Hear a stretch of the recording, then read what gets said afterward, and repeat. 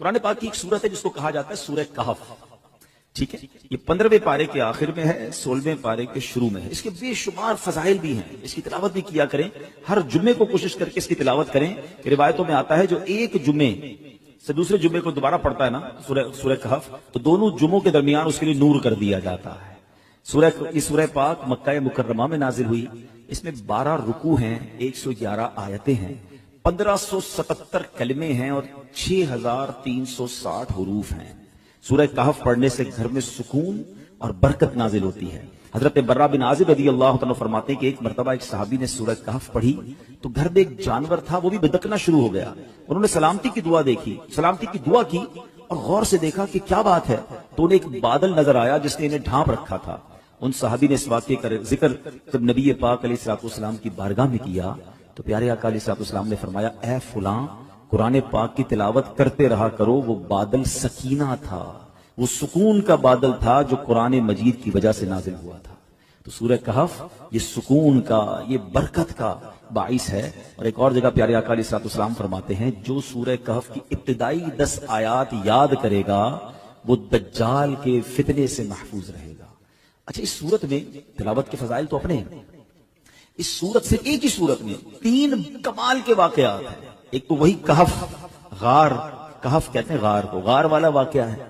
ایک اس کے اندر حضرت ذوالقرنین کا واقعہ, اللہ اکبر, پڑھنے سے تعلق رکھتا ہے. East and west and north, تینوں جگہوں کا آپ نے سفر کیا, دنیا کے 3 کونوں کا آپ نے سفر کیا, اور جو آپ نے وہاں ایکسپیرینس کیا, کمال کی باتیں, اور ان کی پھر وہاں کیسے ملاقات ہوئی, یاجوج ماجوج کو کیسے پایا, اور کس طرح اس کو جا کے انہوں نے بلاک کیا, یہ سارا واقعہ اس صورت میں موجود ہے. اور تیسرا اس میں واقعہ حضرت موسیٰ علیہ السلام اور حضرت خضر علیہ السلام کی جو ایک بڑی کمال کی ملاقات ہے, اس ملاقات میں کیسے کیسے واقعات ہیں. یعنی میں یقین کریں میرے پاس ٹائم ہوتا تو میں آپ کو سورہ کہف کے 3 واقعات سناتا, لیکن یہ سب چیزیں ڈیفائن کرنے کا مقصد یہ کہ یہ آپ کے اور میرے قرآن میں سب موجود ہے. اچھا, ایک اور بات بتاؤں کہ یہ اصحاب کہف پر یا اس واقعے پر جو بھروسہ یا ایمان یا عقیدہ ہے نا, یہ صرف مسلمانوں کا نہیں ہے.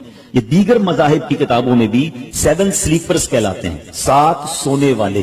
7 سلیپر کا بورڈ لگے ہوئے اب بھی, تو وہاں پر دیگر مذاہب کے لوگ بھی آتے ہیں کیونکہ ان کی آسمانی کتابوں میں بھی ان اصحاب کہف کا ذکر موجود ہے. اب یہ کون تھے, یہ کیا تھے, اب ذرا یہ واقعہ سنیے گا, پھر میں انشاءاللہ اس کے تحت کیا سبق ملتا ہے ہم سیکھیں گے کیا, میں اس پر ڈسکس کروں گا. اصحاب کہف جو تھے یہ شہر افسوس کے شرفا تھے, بڑے نیک لوگ تھے. اچھا, شہر کا نام تھا افسوس, اور جو بادشاہ تھا اس کے معزز درباری بھی تھے, مگر یہ لوگ صاحب ایمان تھے, یہ بت پرستی سے بیزار تھے, یہ اللہ وحدہ لا شریک کو اپنا رب مانتے تھے. اچھا, وہاں پر جو بادشاہ تھا وہ بڑا ظالم بھی تھا اور بت پرستی کے لیے بڑا انفسائز کرتا تھا. جو بت پرستی نہیں کرتا تھا اس کو قتل کر دیتا تھا. اچھا, اس بادشاہ کا نام دقیانوس تھا. آج آپ کو ایک اور بات سمجھ آئے گی کہ ہم بعض اوقات کہتے ہیں یار یہ بندہ بڑی دقیانوسی باتیں کرتا ہے, تو ایکچولی دقیانوس جو یہ لفظ ہے یہ بادشاہ کا نام تھا, اور چونکہ وہ ہزاروں سال پرانا بادشاہ ہے تو آج بھی اگر کوئی پرانی باتیں کرتا ہے, اولڈ ایج کی باتیں کرتا ہے, تو لوگ کہتے ہیں یار یہ دقیانوسی باتیں کر رہا ہے. ایکچولی یہ اسی کی طرف نسبت ہوتی ہے کہ دقیانوس نام کا ایک بادشاہ تھا, مگر وہ بڑا ظالم تھا. تو یہ لوگ جب دیکھا کہ یہ ہر مسلمان کو مار رہے ہیں, ہر ایمان والے کو مار رہے ہیں اور بت پرستی کے لیے ظلم کر رہے ہیں, تو ان 7 لوگوں نے کیا پلان کیا کہ ہم بادشاہ کے ظلم و ستم سے چھٹکارا پا کر شہر سے باہر چلے جاتے ہیں. وہ باہر گئے اور جا کر ایک ویرانے میں ایک غار میں جا کر انہوں نے پناہ لی.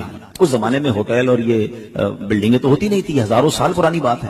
تو بہرحال اب یہ غار میں گئے اور وہاں پر جا کر آرام کیا, تھکے ہوئے تھے تو سو گئے. اللہ کی شان یہ ہے کہ وہ تقریباً 300 برس سے زیادہ عرصے کے لیے سو گئے. یہ سوئے تو اٹھے ہی نہیں.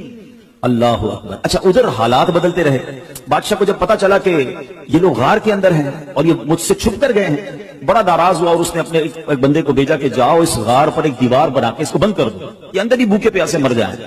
جس بندے کو یہ آرڈر دیا گیا تھا نا وہ تھوڑا سا خدا ترس آدمی تھا.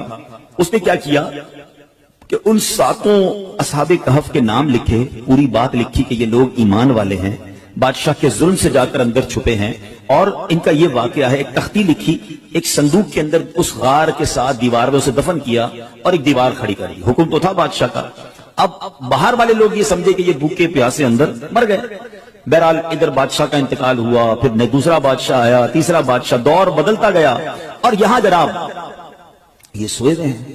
آفٹر 300 years کیا ہوا کہ ایک اور بادشاہ آیا جس کا نام تھا بیدروس. وہ بڑا نیک دل بادشاہ تھا, ایمان والا بادشاہ تھا, اللہ پر ایمان لاتا تھا. مگر اس کے دور میں ایک عجیب و غریب فتنہ کھڑا ہوا. کچھ لوگوں نے یہ معاذ اللہ کہتے ہیں کہ شک پیدا کرنا شروع کر دیا, کمپلین کرنا شروع کر دی, آرگیومنٹ شروع کر دیا کہ مرنے کے بعد اللہ دوبارہ پیدا نہیں کر سکتا, یعنی مرنے کے بعد دوبارہ کوئی زندگی نہیں ہے. اب بادشاہ بڑا نیک دل آدمی, سمجھاتا لوگوں کو, لوگ اس کی بات کم سنتے, اس فتنے کی بات زیادہ سننے لگے.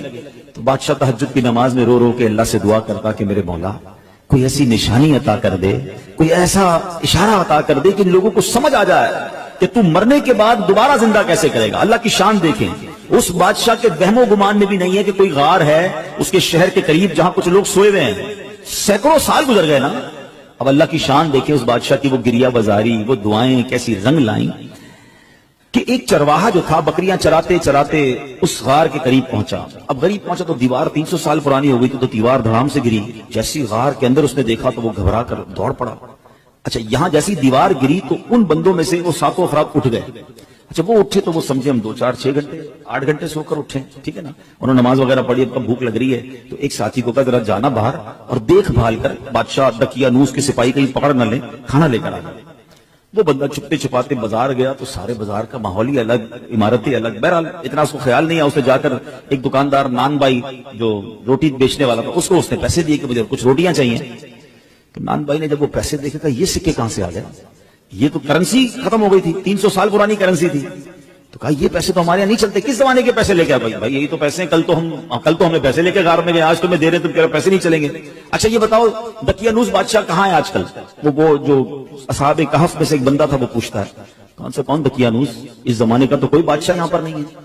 اب وہ حیران کہ بادشاہ کل تو ہم جا کے غار میں گئے, آج بادشاہ کی کو پہچان نہیں رہا, کرنسی ہماری چل نہیں رہی. ادھر وہ نان بھائی سمجھ گیا کہ یہ سینکڑوں سال پرانی کرنسی ان کے پاس ہے, ان کو لگتا ہے کوئی خزانہ مل گیا ہے. تو انہوں نے پکڑ کر اس بندے کو جو اصحاب کہف میں سے تھے پولیس والوں کے یا حکام کے حوالے کر دیا. وہ حکام انہیں بادشاہ کے پاس لے گئے. بادشاہ کو جب یہ سارا واقعہ پتا چلا اس نے کہا ہم تو دقیانوس بادشاہ کے زمانے کے لوگ ہیں, ہم تو سوئے اٹھے تو آپ بتا رہے ہیں کہ وہ بادشاہ بھی نہیں ہے, پیسے بھی یہ نہیں چل رہے, یہ زمانہ کون سا ہے؟ تو بادشاہ نے معلوم کیا تو پتا چلا کہ یہ 300 سال پرانی بات کر رہے ہیں.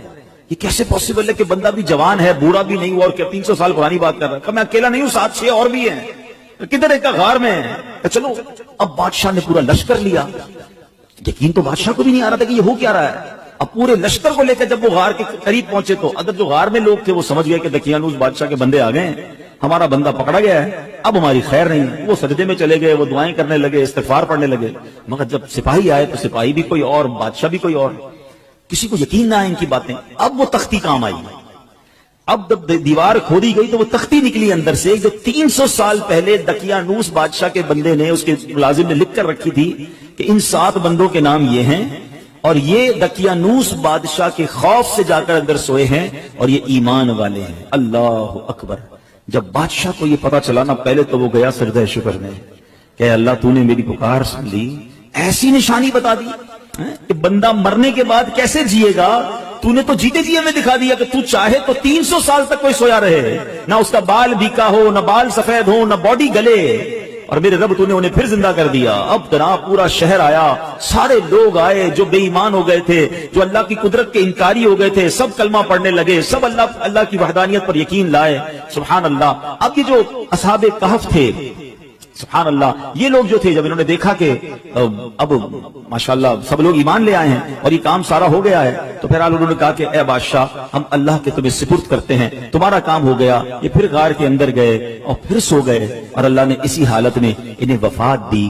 بادشاہ بیدروس نے سال کی لکڑی کا صندوق بنوا کر اصحاب کہف کی مقدس لاشوں کو ان میں رکھوا دیا.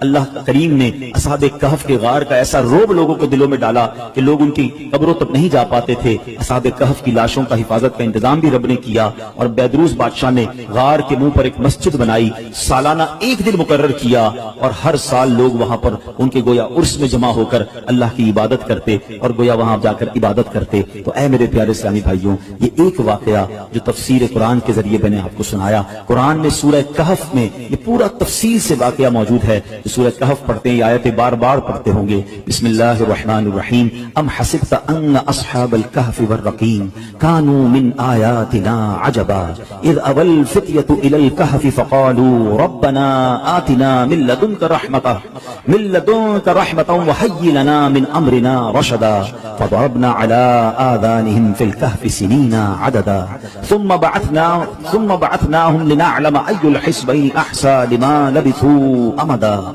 نحن نقص عليك نبأهم بالحق إنهم فتية آمنوا بربهم وزدناهم هدى.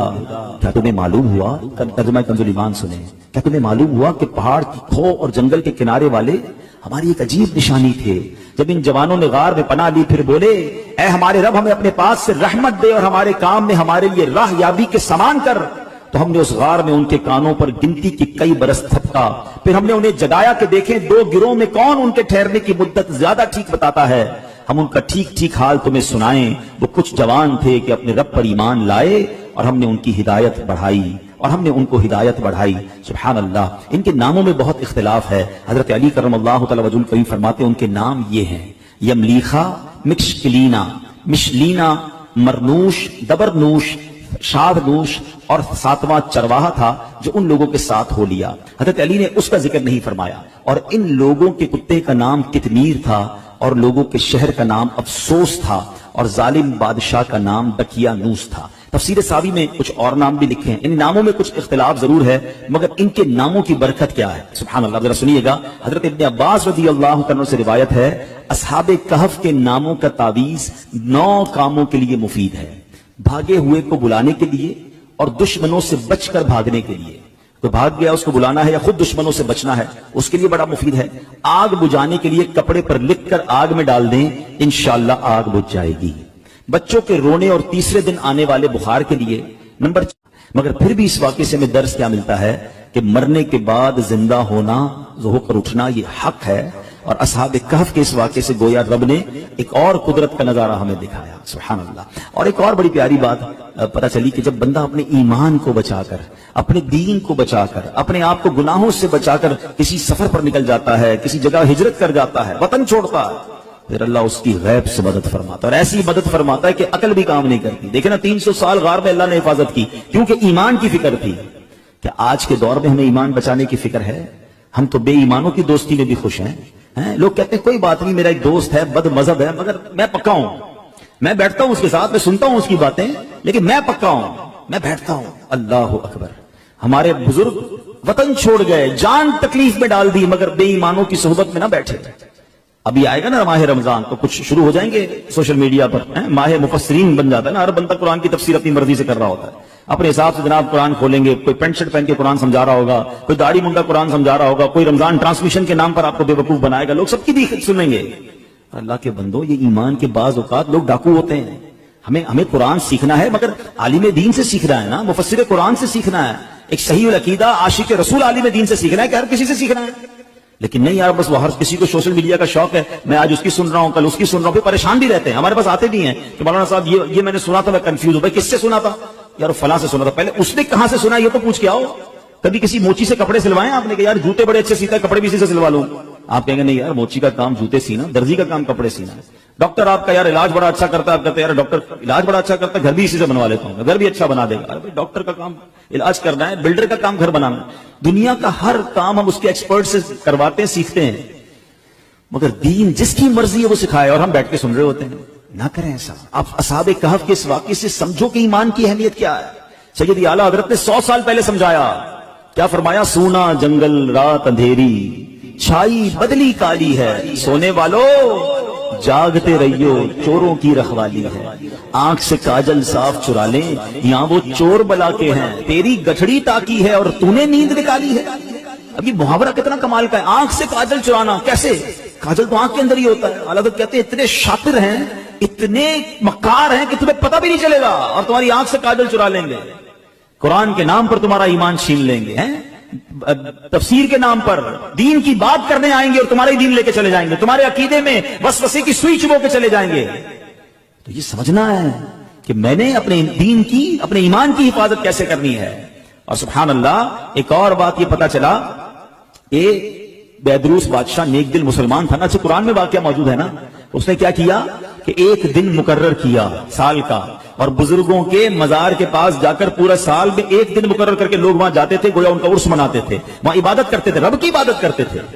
تو پتا چلا کہ آج بھی اگر بزرگان دین کے مزارات پر کوئی سال میں ایک دن مقرر کر کے اللہ کی عبادت وہاں کی جائے اور ان کا عرس منایا جائے، فاتحہ پڑھی جائے، تو اس میں کوئی حرج نہیں ہے۔ اصحاب کہف کا یہ واقعہ ہی ہمیں یہ سبق دے رہا ہے، قرآن ہمیں یہ بتا رہا ہے، سبحان اللہ۔ تو بہرحال میرے پیارے اسلامی بھائیوں، یہ ایک واقعہ بیان کرنے کا مقصد یہ تھا کہ قرآن میں کیسے کیسے خزانے موجود ہیں۔ تو پلیز اس رمضان میں صرف قرآن پاک کی تلاوت نہیں کرنی، قرآن پاک کو انڈرسٹینڈ کرنے کی طرف بھی آئیں۔ اللہ کی رحمت سے دعوت اسلامی کے ماحول میں ہمیں تفسیر قرآن صراط الجنان بڑی آسان اردو زبان میں دے دی گئی ہے، اس کو پڑھیں، پڑھ نہیں سکتے تو اس کی آڈیو جاری کر دی گئی ہے، سننا شروع کر دیں۔ آپ دیکھتے ہوں گے دعوت اسلامی والے تو پورا سال ہی فجر کی نماز کے بعد مسجدوں میں تفسیر قرآن کچھ ایک دو صفحے پڑھ کے سناتے ہیں، کیوں؟ تاکہ روز کچھ نہ کچھ قرآن جو ہے وہ ہمارے دل میں اتر